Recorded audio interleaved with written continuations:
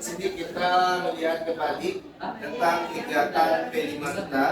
Nah, untuk selama 1 tahun ke depan, mungkin saja untuk kelas 12 kita terbatas waktunya hanya sampai semester 1 saja. Maka kita ambilkan nanti untuk P5 kita adalah rekayasa dan teknologi. Diharapkan nanti kita semuanya mampu untuk melakukan terobosan-terobosan baru, inovasi-inovasi baru ataupun kreativitas baru yang berhubungan dengan teknologi yang sebelumnya sudah kita lakukan dalam bentuk sebuah rekayasa. Bentuk rekayasa itu banyak macamnya, dengan temanya berguna untuk sekolah. Paham sampai sini dulu? Kemudian kita lihat, di sini ini hanya gambarannya saja. Dibagi bagaimana cara menimbangkan dalam bentuk perkenalan kritis. Kemudian yang akan dilatih dari kita semuanya lagi adalah kreatif, di mana kita memiliki keluasan dalam berpikir, dalam mencari alternatif sebuah solusi dari setiap permasalahan yang ada. Nanti untuk produk ataupun hasil dari P5 itu sendiri ada beberapa macam. Pertama adalah akrilik, di mana nanti kita akan dibagi beberapa kelompok dan untuk pembuatan akrilik dan juga backdrop. Terakhir nanti kita akan bikin hias taman, di mana dalam bentuk backdrop itu nanti kita ambil sudut yang bagus di lokal kita. Nah, nanti juga backdrop yang kita bikin itu juga bisa diangkat-angkat dan digunakan sesuai dengan kebutuhannya masing-masing. Contoh, mungkin ada kegiatan-kegiatan perayaan yang ada di sekolah, maka backdrop kita bisa dipakai. Tapi kalau akrilik nggak bisa pindah-pindahkan, itu semuanya untuk kelas 12 tertempel dan itu terletak di dinding. Sebab dia dari kaca ya. Jadi kalau backdrop itu dari kayu, bisa kita gunakan, dari triplek juga bisa kita gunakan. Kemudian terakhir itu adalah hias taman. Bikin taman seindah mungkin dengan semuanya bernuansa ada rekayasa teknologinya di sana. Apakah dalam bentuk pengembangannya nanti butuh rekayasa teknologi, ataupun nanti ketika hasilnya memiliki rekayasa teknologi, maka dibikin itu dalam bentuk berlampu, dia nanti ke depannya. Kemudian bisa juga mungkin dari segi bentuknya mungkin kita bikin air mancur dan segala macam, itu butuh teknologi. Nah, kemudian hal yang beda sedikit dari P5 kita yang terdahulu, ini kita hubungkan sedikit tentang keagamaan, di mana nanti ketika kita melakukan P5 itu akan dilatih dalam bentuk berkeadaban. Bagaimana kita memiliki adab terhadap segala sesuatu yang kita lakukan. Adab sama teman, adab terhadap lingkungan, adab terhadap guru dan sebagainya. Kemudian ketauladanan. Nah, orang-orang yang memiliki kemandirian tadi, berpikir kritis tadi, maka dia akan menjadi tauladan baik dalam keluarganya sendiri ataupun di sekolahnya. Ini diharapkan dari semua P5 itu sudah terlatih dan terpancar oleh kita semuanya, apalagi kita nanti menyambung ke perguruan tinggi, ini sangat diperlukan. Nah, jadilah nanti mahasiswa-mahasiswa yang memiliki keteladanan, cerdas secara pikiran, kemudian berakhlakun. Kemudian dengan melatih kita berdiskusi, maka terjadi adalah cerminan sikap musyawarah. Jadi segala sesuatu bukan berdasarkan keegoan kita, tapi berdasarkan kemufakatan. Paham? Ini sekedar pengenalan kita tentang P5 yang akan kita lakukan untuk 1 tahun. Ada yang ingin ditanyakan? Jangan bisa colok untuk mencari. Lebarnya mungkin bisa lebar 55, kemudian diambilkan panjang sekitar 70 cm. Itulah cukup. Selebar meja. Atau kadang pada meja seperti. Kalau seandainya panjang memang diambil otomatisnya tagak. Nah, di tagak lah klinik Pak bisa tak makan tempe kan. Soalnya kalau panjang makan tempe kan. Hiaslah di situ. Boleh ucapan-ucapan yang lain. Tapi kalau ingin ngopi pakai bingkai berarti akriliknya bisa dibuat ke mahkamah. Nah, itu sudah gini. Tapi kalau akrilik tempelan berarti akrilik mati. Dan Pak Rasul kalau kacau tadi puncaknya sih kacaunya memang kayak melibat cermin ya. Tak kayak melibat tampilan cermin bukan kacau inilah kalau mencari makan transparan mas padang itu kurang mencari. Kecuali nanti kalau seandainya pakai bingkai ada lapisan bagian di dalamnya atau untuk keluar itu bisa tembak pakai lampu. Nah, baru lancaknya. Nah, tapi kalau camin nggak bisa lagi lampu dah. Namanya mati kan cahaya itu dalam. Bisa beda.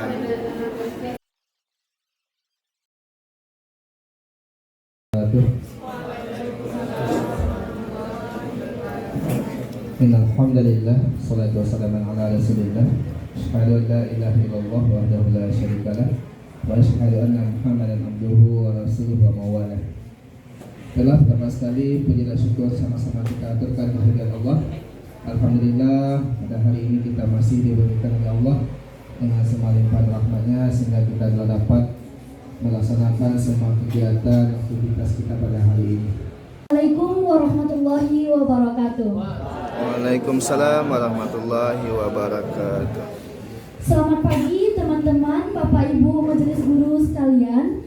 Pada kali ini kami akan dari 12 F5 presentasikan mengenai kegiatan proyek pembuatan profil pelajar Pancasila, pembuatan taman kelas 12 F5.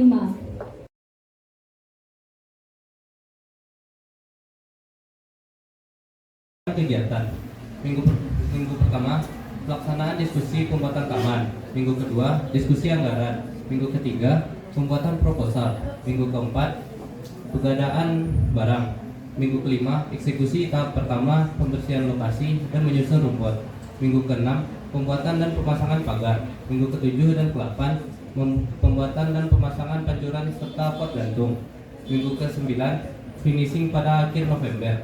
Minggu ke-10 pembuatan LPG.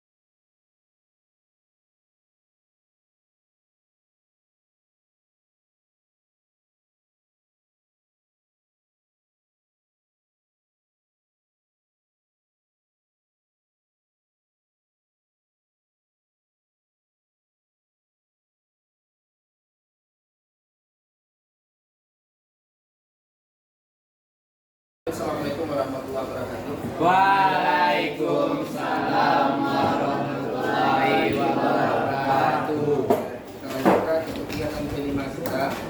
Sebenarnya kegiatan hari ini masih menyesuaikan dengan kegiatan yang kemarin. Refleksi bagi kita semua. Nah, sejauh mana kita memahami P5 itu sendiri, kemudian sejauh mana perubahan sikap yang dibentuk dalam P5 itu yang sudah betul-betul terpatri ya, atau tertanam dalam diri kita. Saya pahami? Siapa yang bisa memberikan tanggapannya dahulu? Kira-kira karakter apa yang betul-betul sudah tertanam? Mandiri. Oke. Berpikir kritis, kemudian kreatif. Nanti kita lihat apa saja bentuk kreatif. Apa lagi? Gotong royong. Terus Mandiri, oke kita ambilkan mandiri. Ya sama dengan gotong royong. Kembali kita lanjutkan untuk kegiatan P5 kita hari ini. Kita lakukan refleksi mengukur sejauh mana ketercapaian dari program P5 kita yang sudah kita lakukan beberapa kali pertemuan ini. Ya, sudah sekitar 4 kali pertemuan ya.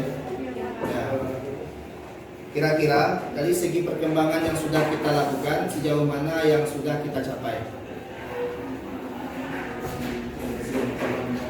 Pertama ada kebersihan taman, kemudian pemotongan triplek yang kita gunakan untuk pembikinan backdrop ya. Oke, ada lagi yang lain apa lagi? PPDM cat untuk taman dan backdrop, kemudian berarti nanti taman yang ada apakah nanti dikasih bunganya atau tanaman yang produktif? Bunga saja, beraneka ragam atau satu macam saja? Beraneka ragam. Nah, bentuk tamannya itu sendiri kan maksudnya sini apakah kita kasih dalam bentuk pagar, kemudian ada air mancurnya, ada warna-warni lampunya, ya, seperti itu. Berarti perkembangannya baru sampai penggumburan tanah ya, kemudian menambah dengan tanah humus. Terakhir tentang backdrop baru dalam bentuk pemotongan.